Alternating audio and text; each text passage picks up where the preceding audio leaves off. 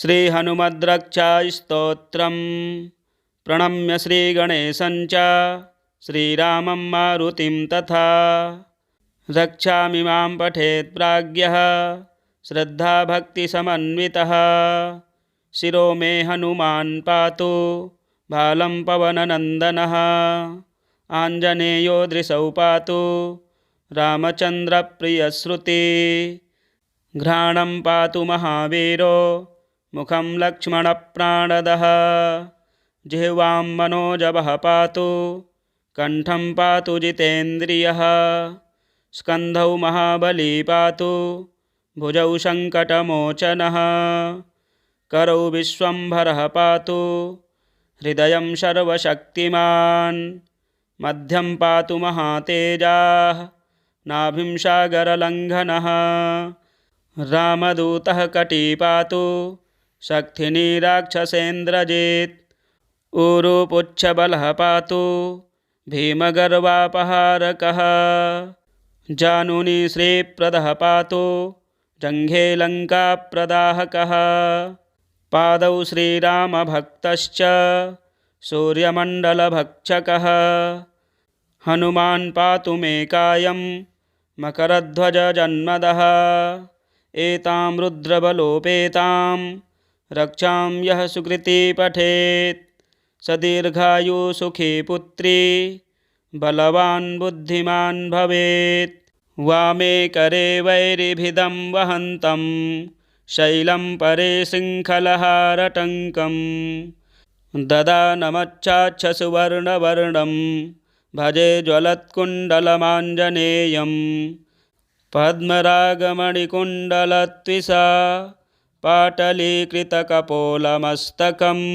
दिव्यहेमकदलीवनान्तरे भावयामि पवमाननन्दनम् उद्यदादित्यसङ्कासमुदारभुजविक्रमं कन्दर्पकोटिलावण्यं सर्वविद्याविशारदं श्रीरामहृदयानन्दं भक्तकल्पमहीरुहम् अभयं वरदं दोर्भ्यां कलये मारुतात्मजं वामहस्ते महाकृच्छ्रदधास्य करमर्दनम् उद्यद्वीक्षणकोदण्डं हनुमन्तं विचिन्तयेत् स्फटिकाभं स्वर्णकान्तिं द्विभुजं चकृताञ्जलिं कुण्डलद्वयसंशोभि मुखाम्भोजं हरिं भजे। प्रणम्य श्रीगणेशं च श्रीरामं मारुतिं तथा रक्षामि मां पठेत् प्राज्ञः श्रद्धाभक्तिसमन्वितः शिरो मे हनुमान् पातु भालं पवननन्दनः आञ्जनेयो दृशौ पातु रामचन्द्रप्रियश्रुति घ्राणं पातु महावीरो मुखं लक्ष्मणप्राणदः जिह्वां मनोजवः पातु कंठं पातु जितेन्द्रियः स्कन्धौ महाबली पातु भुजौ सङ्कटमोचनः करौ विश्वम्भरः पातु हृदयं सर्वशक्तिमान् मध्यं पातु महातेजाः नाभिं सागरलङ्घनः रामदूतः कटी पातु शक्तिनी राक्षसेन्द्रजित् ऊरुपुच्छबलः पातु भीमगर्वापहारकः जानुनी श्रीप्रदः पातु जङ्घे लङ्काप्रदाहकः पादौ श्रीरामभक्तश्च सूर्यमण्डलभक्षकः हनुमान् पातु मे कायं मकरध्वजजन्मदः एतां रुद्रबलोपेतां रक्षां यः सुकृती पठेत् स दीर्घायुः सुखी पुत्री बलवान् बुद्धिमान् भवेत् वामे करे वैरिभिदं वहन्तं शैलं परे शृङ्खलहारटङ्कं ददानमच्चाच्छ सुवर्णवर्णं भजे ज्वलत्कुण्डलमाञ्जनेयं पद्मरागमणिकुण्डलत्विषा पाटलीकृतकपोलमस्तकं दिव्यहेमकदलीवनान्तरे भावयामि पवमाननन्दनम् उद्यदादित्यसङ्कासमुदारभुजविक्रमं कन्दर्पकोटिलावण्यं सर्वविद्याविशारदं श्रीरामहृदयानन्दं भक्तकल्पमहीरुहम् अभयं वरदं दोर्भ्यां कलये मारुतात्मजम् वामहस्ते महाकृच्छ्रदधास्य करमर्दनम् उद्यद्वीक्षणकोदण्डं हनूमन्तं विचिन्तयेत् स्फटिकाभं स्वर्णकान्तिं द्विभुजं चकृताञ्जलिं कुण्डलद्वयसंशोभि मुखाम्भोजं हरिं भजे। प्रणम्य श्रीगणेशं च श्रीरामं मारुतिं तथा रक्षामि मां पठेत् प्राज्ञः श्रद्धाभक्तिसमन्वितः शिरो मे हनुमान् पातु भालं पवननन्दनः आञ्जनेयो दृशौ पातु रामचन्द्रप्रियश्रुति घ्राणं पातु महावीरो मुखं लक्ष्मणप्राणदः जिह्वां मनोजवः पातु कण्ठं पातु जितेन्द्रियः स्कन्धौ महाबली पातु भुजौ सङ्कटमोचनः करौ विश्वम्भरः पातु हृदयं सर्वशक्तिमान् मध्यं पातु महातेजाः नाभिं सागरलङ्घनः रामदूतः कटी पातु शक्तिनी राक्षसेन्द्रजित् ऊरुपुच्छबलः पातु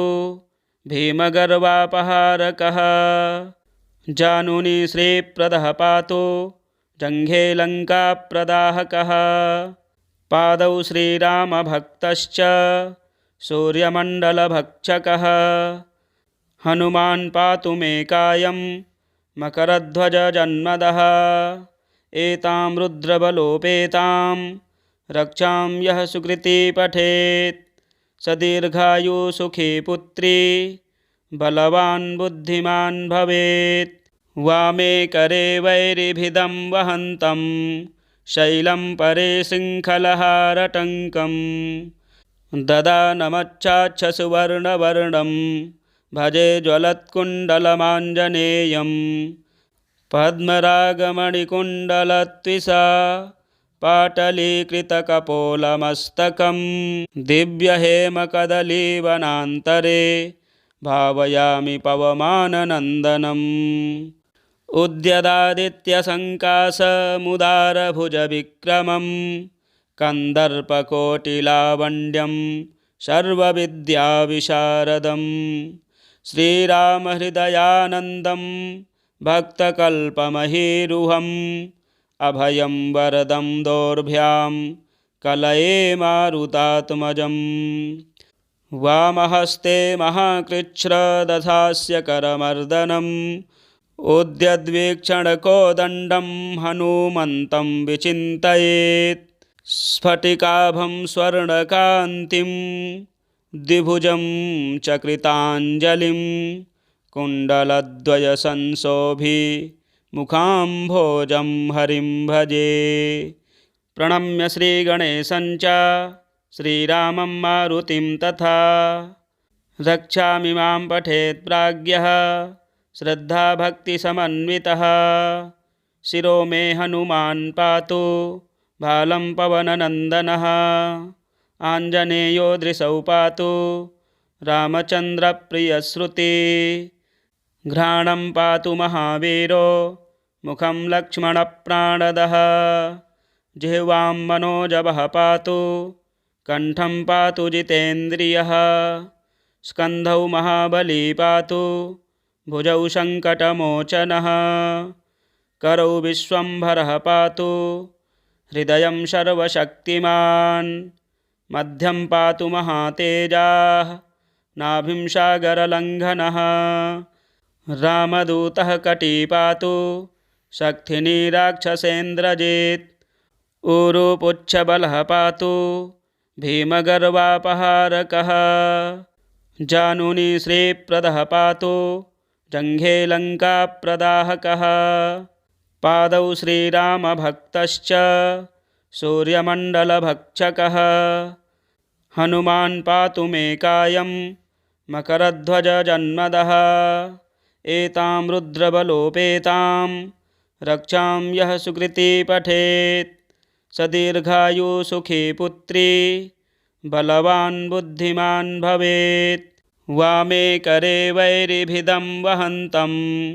शैलं परे शृङ्खलहारटङ्कं ददानमच्चाच्छसुवर्णवर्णं भजे ज्वलत्कुण्डलमाञ्जनेयं पद्मरागमणिकुण्डलत्विषा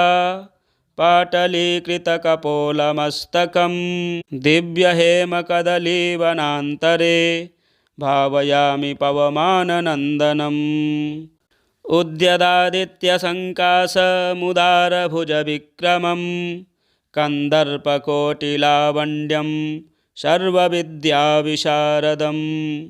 श्रीरामहृदयानन्दं भक्तकल्पमहीरुहम् अभयं वरदं दोर्भ्यां कलये मारुतात्मजम् वामहस्ते महाकृच्छ्रदधास्य करमर्दनम् उद्यद्वीक्षणकोदण्डं हनूमन्तं विचिन्तयेत् स्फटिकाभं स्वर्णकान्तिं द्विभुजं चकृताञ्जलिं कुण्डलद्वयसंशोभि मुखाम्भोजं हरिं भजे प्रणम्य श्रीगणेशं च श्रीरामं मारुतिं तथा रक्षामि मां पठेत् प्राज्ञः श्रद्धाभक्तिसमन्वितः शिरो मे हनुमान् पातु भालं पवननन्दनः आञ्जनेयो दृशौ पातु रामचन्द्रप्रियश्रुति घ्राणं पातु महावीरो मुखं लक्ष्मणप्राणदः जिह्वां मनोजवः पातु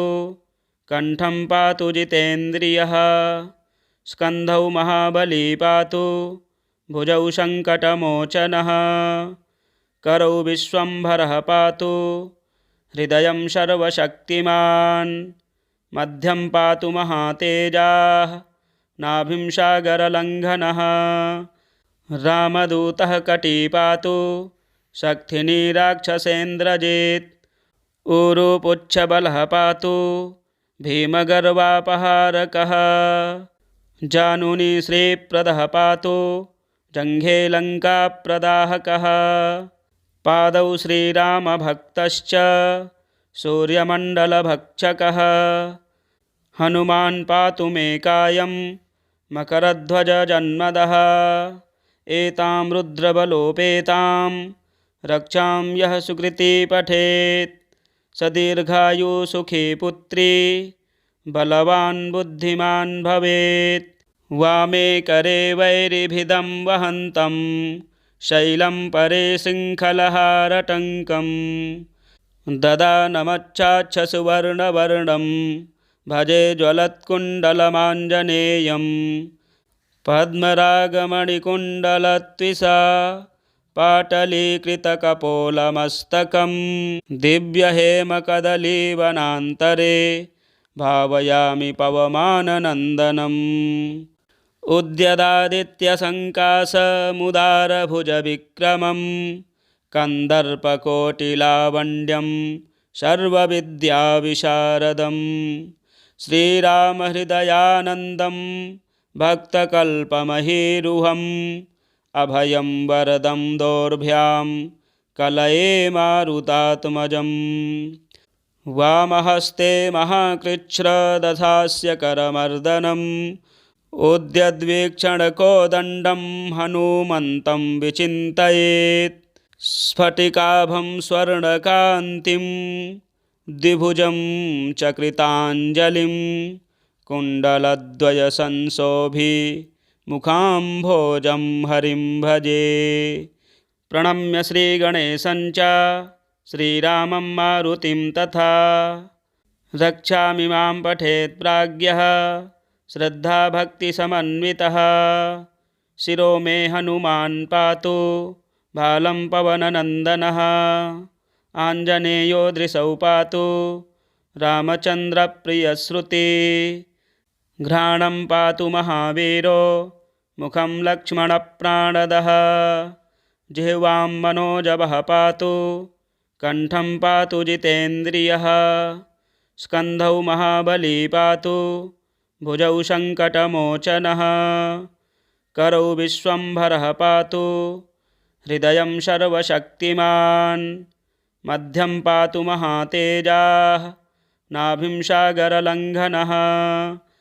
रामदूतः कटी पातु शक्तिनी राक्षसेन्द्रजित् ऊरुपुच्छबलः पातु भीमगर्वापहारकः जानुनी श्रीप्रदः पातु जङ्घे लङ्काप्रदाहकः पादौ श्रीरामभक्तश्च सूर्यमण्डलभक्षकः हनुमान् पातु मे कायं मकरध्वजजन्मदः एतां रुद्रबलोपेतां रक्षां यः सुकृती पठेत् स दीर्घायुसुखी पुत्री बलवान् बुद्धिमान् भवेत् वामे करे वैरिभिदं वहन्तं शैलं परे सिंहलहारटङ्कं ददानमच्छाच्छसुवर्णवर्णं भजे ज्वलत्कुण्डलमाञ्जनेयं पद्मरागमणिकुण्डलत्विषा पाटलीकृतकपोलमस्तकं दिव्यहेमकदलीवनान्तरे भावयामि पवमाननन्दनम् उद्यदादित्यसङ्कासमुदारभुजविक्रमं कन्दर्पकोटिलावण्यं सर्वविद्याविशारदं श्रीरामहृदयानन्दं भक्तकल्पमहीरुहम्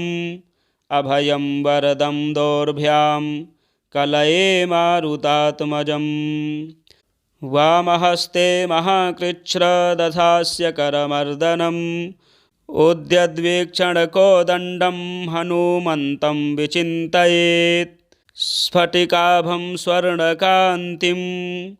द्विभुजं चकृताञ्जलिं कुण्डलद्वयसंशोभि मुखाम्भोजं हरिं भजे। प्रणम्य श्रीगणेशं च श्रीरामं मारुतिं तथा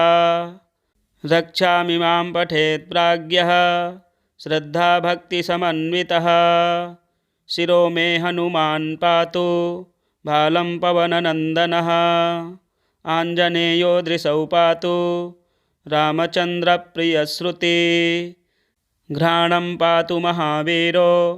मुखं लक्ष्मणप्राणदः जिह्वां मनोजवः पातु कण्ठं पातु जितेन्द्रियः स्कन्धौ महाबली पातु भुजौ सङ्कटमोचनः करौ विश्वम्भरः पातु हृदयं सर्वशक्तिमान् मध्यं पातु महातेजाः नाभिं सागरलङ्घनः रामदूतः कटी पातु शक्तिनी राक्षसेन्द्रजित् ऊरुपुच्छबलः पातु भीमगर्वापहारकः जानुनी श्रीप्रदः पातु जङ्घे लङ्काप्रदाहकः पादौ श्रीरामभक्तश्च सूर्यमण्डलभक्षकः हनुमान् पातु मे कायं मकरध्वजजन्मदः एतां रुद्रबलोपेतां रक्षां यः सुकृती पठेत् स दीर्घायुसुखी पुत्री बलवान् बुद्धिमान् भवेत् वामे करे वैरिभिदं वहन्तं शैलं परे सिंहलहारटङ्कं ददानमच्छाच्छसुवर्णवर्णं भजे ज्वलत्कुण्डलमाञ्जनेयं पद्मरागमणिकुण्डलत्विषा पाटलीकृतकपोलमस्तकं दिव्यहेमकदलीवनान्तरे भावयामि पवमाननन्दनम् उद्यदादित्यसङ्कासमुदारभुजविक्रमं कन्दर्पकोटिलावण्यं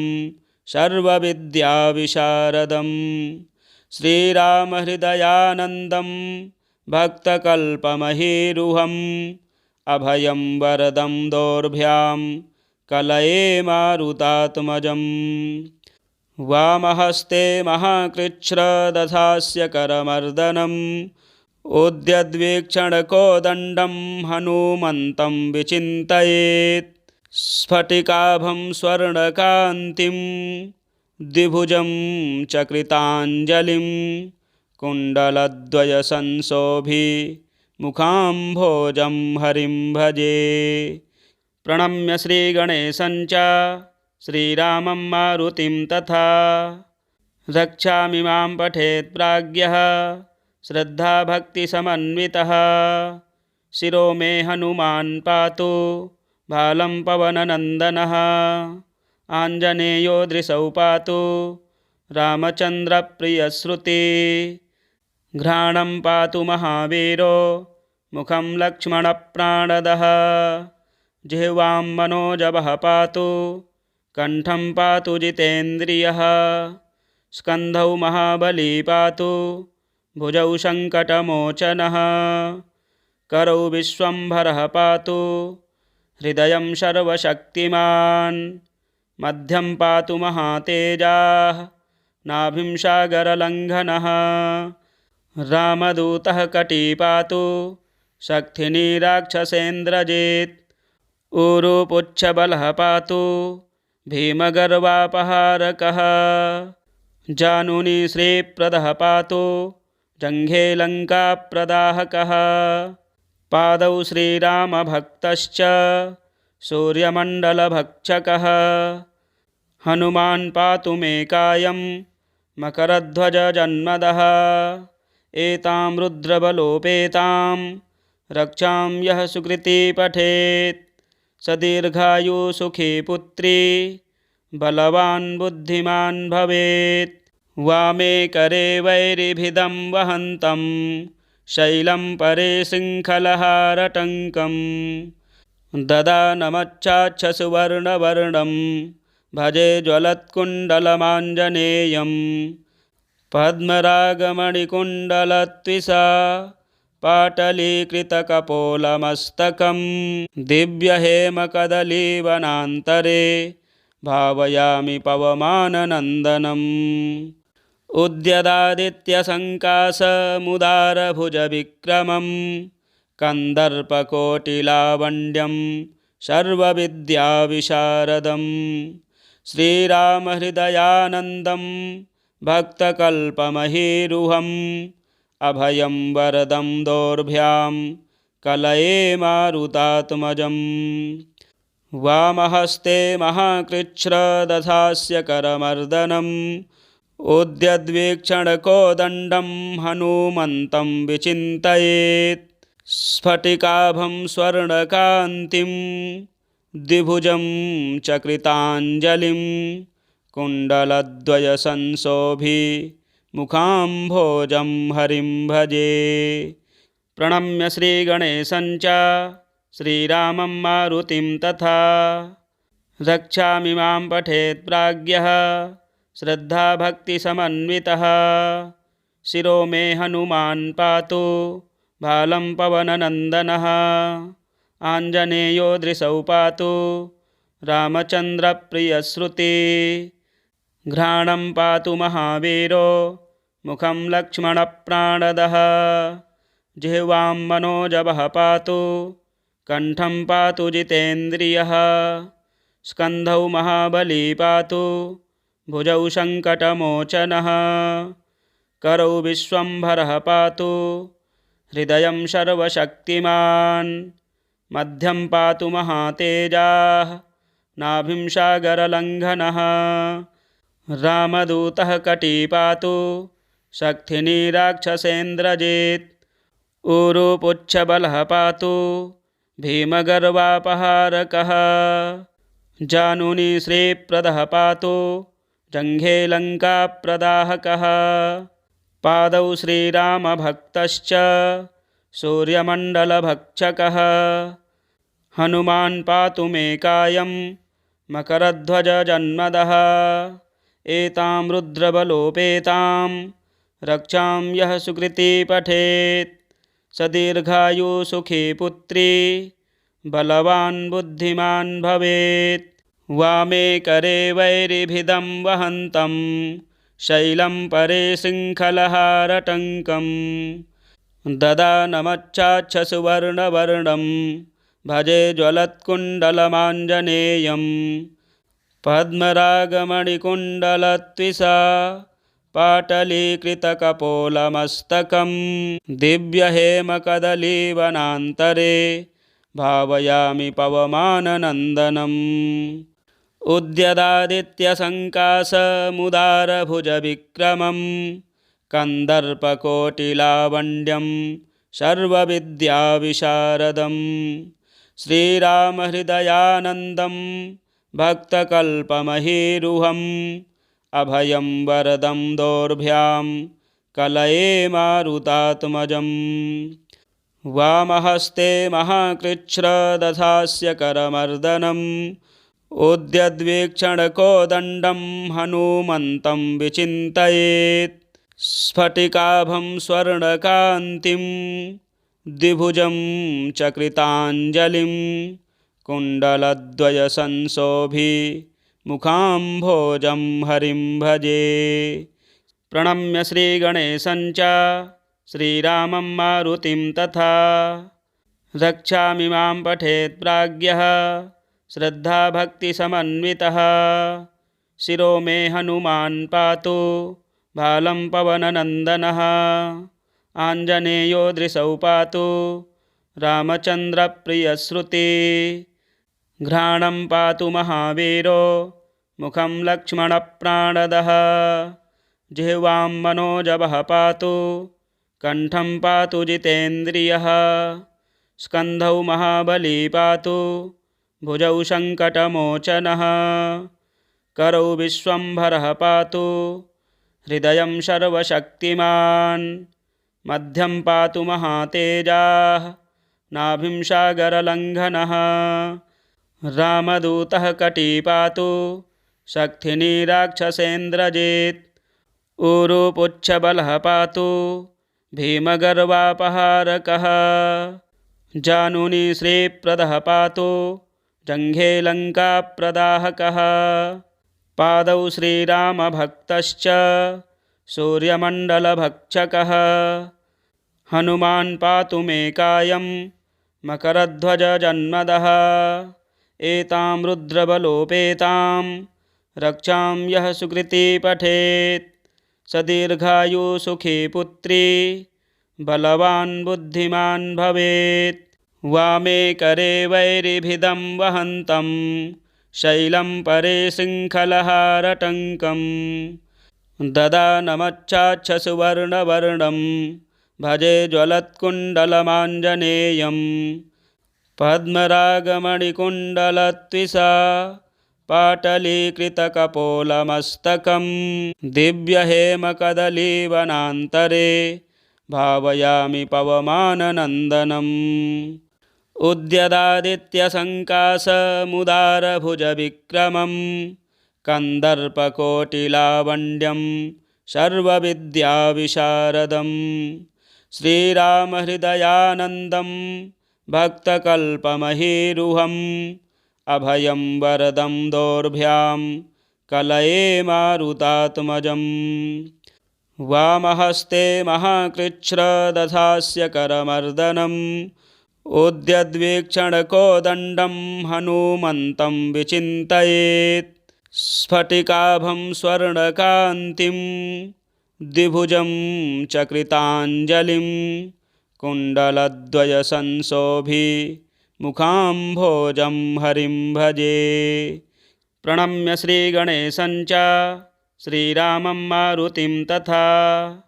रक्षामि मां पठेत् प्राज्ञः श्रद्धाभक्तिसमन्वितः शिरो मे हनुमान् पातु भालं पवननन्दनः आञ्जनेयो दृशौ पातु रामचन्द्रप्रियश्रुति घ्राणं पातु महावीरो मुखं लक्ष्मणप्राणदः जिह्वां मनोजवः पातु कण्ठं पातु जितेन्द्रियः स्कन्धौ महाबली पातु भुजौ सङ्कटमोचनः करौ विश्वम्भरः पातु हृदयं सर्वशक्तिमान् मध्यं पातु महातेजाः नाभिं सागरलङ्घनः रामदूतः कटी पातु शक्तिनी राक्षसेन्द्रजित् ऊरुपुच्छबलः पातु भीमगर्वापहारकः जानुनी श्रीप्रदः पातु जङ्घे लङ्काप्रदाहकः पादौ श्रीरामभक्तश्च सूर्यमण्डलभक्षकः हनुमान् पातु मे कायं मकरध्वजजन्मदः एतां रुद्रबलोपेतां रक्षां यः सुकृती पठेत् स दीर्घायु सुखी पुत्री बलवान् बुद्धिमान् भवेत् वामे करे वैरिभिदं वहन्तं शैलं परे शृङ्खलहारटङ्कं ददानमच्चाच्छसुवर्णवर्णं भजे ज्वलत्कुण्डलमाञ्जनेयं पद्मरागमणिकुण्डलत्विषा पाटलीकृतकपोलमस्तकं दिव्यहेमकदलीवनान्तरे भावयामि पवमाननन्दनम् उद्यदादित्यसङ्कासमुदारभुजविक्रमं कन्दर्पकोटिलावण्यं सर्वविद्याविशारदं श्रीरामहृदयानन्दं भक्तकल्पमहीरुहम् अभयं वरदं दोर्भ्यां कलये मारुतात्मजम् वामहस्ते महाकृच्छ्रदधास्य करमर्दनम् उद्यद्वीक्षणकोदण्डं हनुमन्तं विचिन्तयेत् स्फटिकाभं स्वर्णकान्तिं द्विभुजं चकृताञ्जलिं कुण्डलद्वयसंशोभि मुखाम्भोजं हरिं भजे। श्रीहनुमद्रक्षास्तोत्रं सम्पूर्णम्।